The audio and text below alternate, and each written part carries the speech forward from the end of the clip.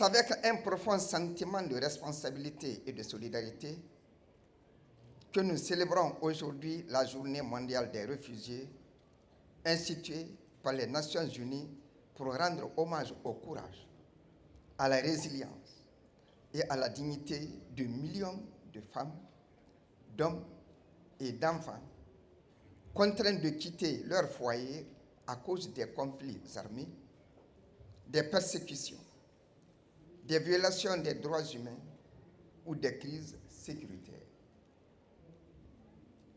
Le thème retenu cette année, tant que chacun ne sera pas en sécurité,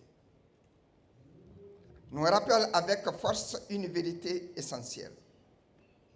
Dans un monde interdépendant, la sécurité, la paix et la dignité humaine sont indivisibles.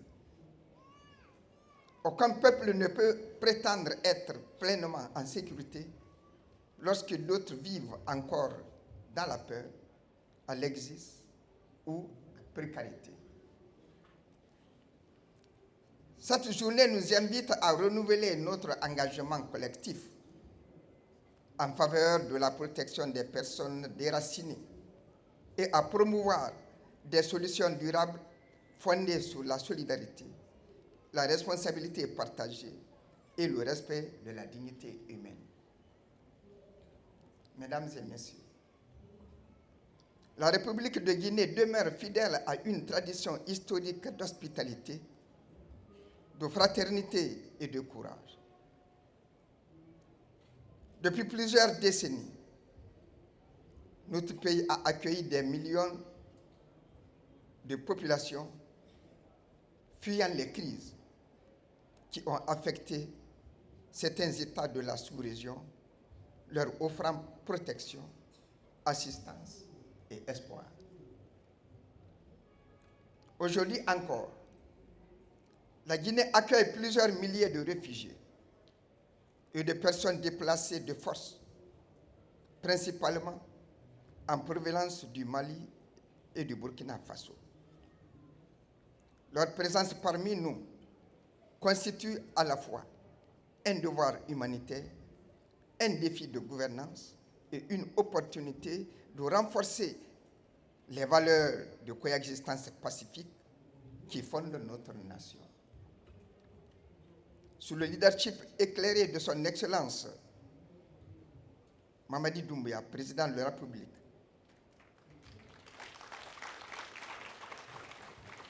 chef de l'État, le gouvernement poursuit avec détermination la mise en œuvre de ses engagements internationaux relatifs à la protection des réfugiés et à la promotion des solutions durables. Ces engagements concernent notamment la délivrance de documents biométriques sécurisés aux réfugiés,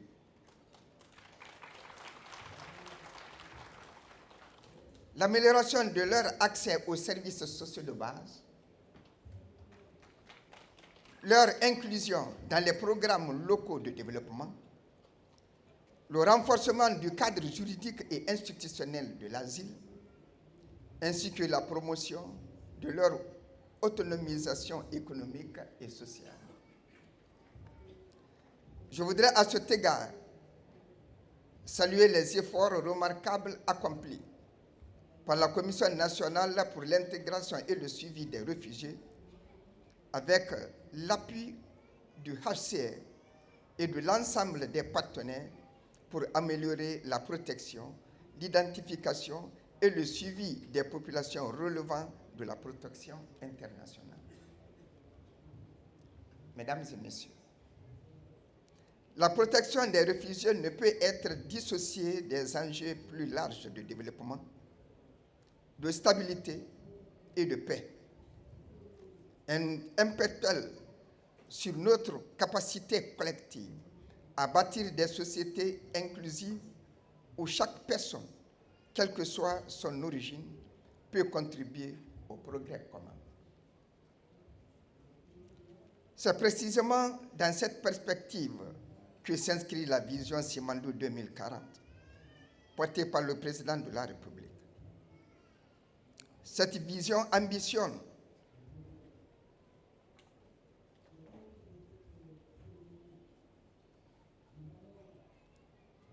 infailliblement dans les limites de l'exploitation des ressources minières.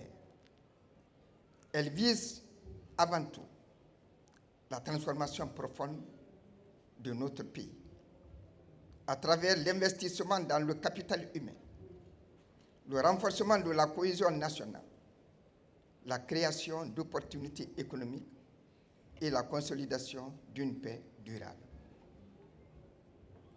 Le succès de Simandou 2040 repose sur une conviction fondamentale.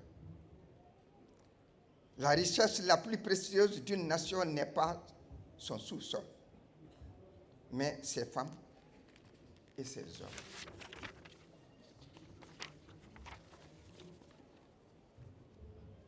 C'est pourquoi nous devons veiller à ce que nul ne soit laissé à marge du développement, y compris les réfugiés, les personnes déplacées et les communautés d'accueil.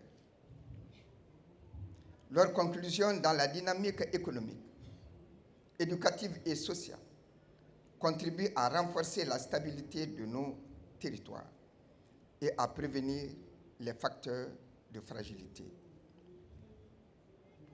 L'intégration harmonieuse des réfugiés participe ainsi à la construction d'un environnement favorable à la paix, à la sécurité et à la valorisation du capital humain, condition indispensable à la réussite de la transformation économique et sociale de notre pays. Mesdames et messieurs, la paix n'est pas un acquis définitif. Elle se construit chaque jour à travers le dialogue, la solidarité, la justice sociale et le respect de la dignité humaine. En protégeant les personnes contraintes à l'exil, nous protégeons également les valeurs universelles qui fondent notre humanité commune. En favorisant leur intégration et leur autonomie, nous contribuons à bâtir des communautés plus résilientes, plus solidaires et plus prospères. Je voudrais, au nom du gouvernement guinéen, exprimer notre profonde gratitude au Haut Commissariat des Nations Unies pour les réfugiés, aux agences des systèmes des Nations Unies, aux partenaires techniques et financiers, aux collectivités locales ainsi qu'aux communautés d'accueil pour leur engagement constant aux côtés des réfugiés. À nos frères et sœurs réfugiés, je voudrais adresser un message d'espoir et de confiance. La République de Guinée restera fidèle à ses engagements et continuera à œuvrer pour la protection de vos droits, votre dignité et votre bien-être, conformément à ses obligations nationales, régionales et internationales.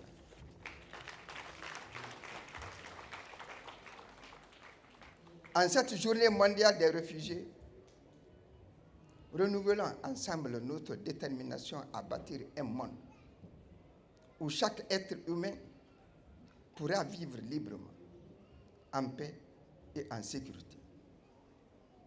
Car tant qu'une seule personne sera privée de protection, de dignité ou d'espérance, notre responsabilité collective demeurera engagée. Tant que chacun ne sera pas en sécurité, notre mission ne sera pas achevée. Vive la République, vive le président Mamadi Doumbouya, que Dieu bénisse la Guinée et les Guinéens. Je vous remercie.